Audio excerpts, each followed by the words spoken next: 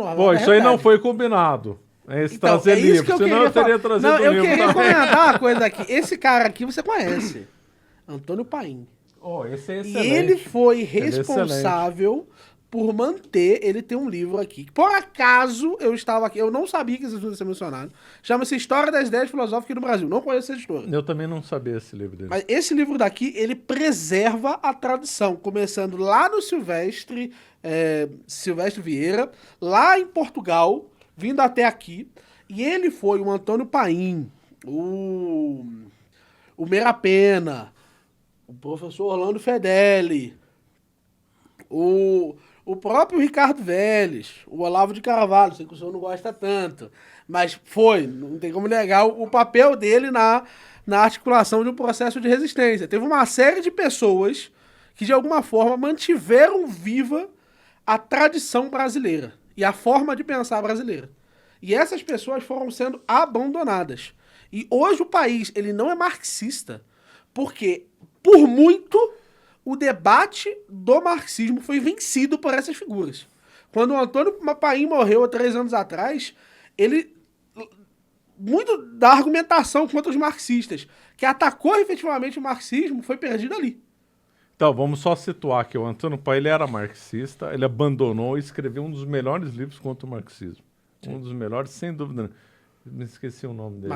A Descendência? A Descendência do Marxismo. Fantástico, obrigatório para quem quer combater o marxismo. Eu não sabia que ele tinha esse livro. Tem. Agora, o que você falou tem total razão.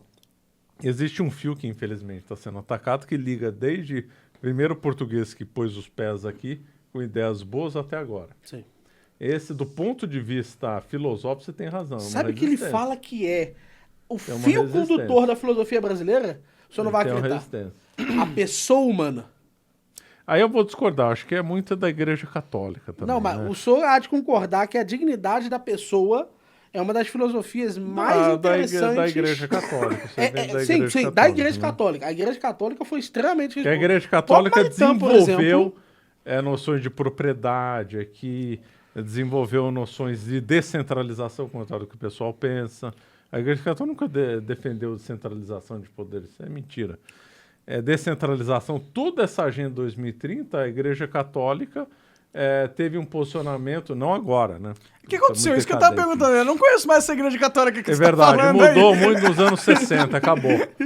O Brasil, para você ter uma ideia, o clero do Brasil entre 45 e 60 até 70, era visceralmente contra o comunismo, visceralmente.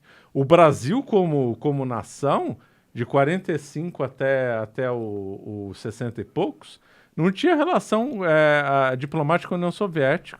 Chegou a ter durante não tinha, depois passou a ter durante a Segunda Guerra por causa da aliança, né, com os aliados, então forçou. Aí o Dutra rompeu a relação diplomática com a União Soviética.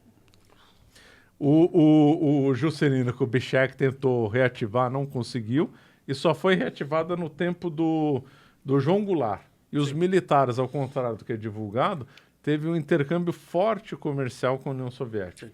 Mas durante um certo tempo, típico anos 50, o Brasil era visceralmente contra o comunismo, visceralmente contra a União Soviética, contra Cuba.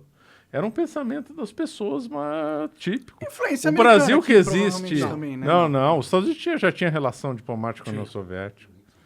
O Brasil era uma das nações do mundo, não estou falando isso porque é Brasil, que via isso com clareza. Os Estados Unidos não via isso com clareza, ele não sustentava a União Soviética.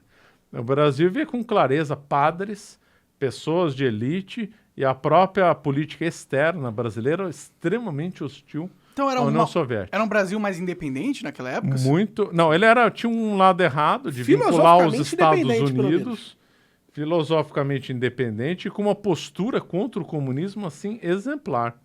Aí o Brasil, profundamente católica. O Brasil, na expressão do padre Paulo Ricardo, passou por uma reengenharia social, essa que é a verdade. Sim. A partir dos anos 60... Culpa da TV. Televisão, né? Eu tenho um livro sobre televisão, comento isso. Televisão, os governos militares foi um horror. Por isso que eu nunca gostei de golpe. Eu acho que o golpe é destruir essa nação. Então, o governo militar não foi bom. Falando militar. Entendi. Eu entendi o que você falou, é verdade. Então, e aí tal. E, então, o Brasil passou por uma reengenharia social. A fotografia do Brasil hoje, com a fotografia do Brasil nos anos 50, é um outro Brasil. Só pegar foto antiga. O pessoal fica falando que as cidades do Brasil são sujas, desorganizadas, são mesmo. Agora, se você compara com as fotos do Rio de Janeiro, São Paulo, Recife... Antigamente. Nossa, é outro mundo, parece que não é a mesma nação. Eu fui numa biblioteca lá no Rio de Janeiro que, meu Deus do céu, o negócio parece que era os romanos que construíram o bagulho. Muito lindo. Você foi no Real Gabinete de Leitura Portuguesa ou na Biblioteca Nacional? Ou nos dois? Eu acho que foi no Real lá. É um menorzinho. O Real é fantástico. É. Real é... Sabe Tem que... duas... É tipo Quando- várias prateleiras de livro grandona, alta. Quando você entra, você pode pôr, tem lista que você coloca 10 bibliotecas mais bonitas do mundo. Normalmente aparece a do Rio de Janeiro. É bem bonita mesmo. é bem Maravilhoso. Eu tive a oportunidade de ir algumas vezes, porque sou carioca. Pode Fui crer. algumas vezes lá, e assim, digo uma coisa, poucas coisas funcionam. A Biblioteca Nacional ainda funciona. Biblioteca Nacional é excelente. A Biblioteca Nacional ainda funciona. Inclusive é uma pena que o antigo presidente teve que sair, né? Porque era do governo anterior, que é o Ramiro, que é uma pessoa que eu gosto muito, teve que sair, mas lá é muito bom. Entendi, Biblioteca teve por causa Nacional. da troca pro PT. Aí, acabou, É né? uma indicação política. Né? É. Entendi, espero que os caras mantenham lá. Mas é porque a maior parte das pessoas que trabalham lá não é indicação política.